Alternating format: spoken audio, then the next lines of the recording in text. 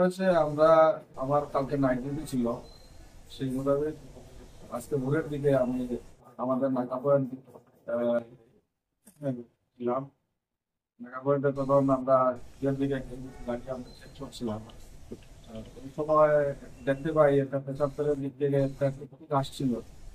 তো আমরা টুকটুক জায়গায় থামাই, আমরা এসে যখন টুকটুক জায়গায় চেক করি তখন টুকটুকের মধ্যে দেখা যায় প্রচুর পরিমাণ সেখানে বাংলা মদ আছে। সেই মোতাবেক আমরা ড্রাইভার এবং একজন পাশে ছিল ড্রাইভার, সেই গ্রুপের মধ্যে ওখানে জিজ্ঞেস করি যে খুলে ধরা একটা বিক্রি করে একজন বের যাচ্ছে। সেই মোতাবেক আমি ওদেরকে ডকুমেন্ট চাইলে আমাদের সেল করার জন্য কোনো ধরনের কাগজপত্র আছে কিনা সেটা তারা দেখাতে পারেনি। সেই হিসাবে আমি এগুলো আমি শেষ করি এবং তাদেরকে অ্যারেস্ট করে এবং টুকটুক সহ আমরা থানায় নিয়ে আসি।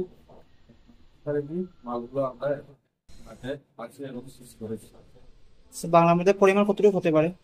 আহ, প্রায় 279 লিটার। ওরা এই মালগুলো কোথা থেকে নিয়ে আসছিল?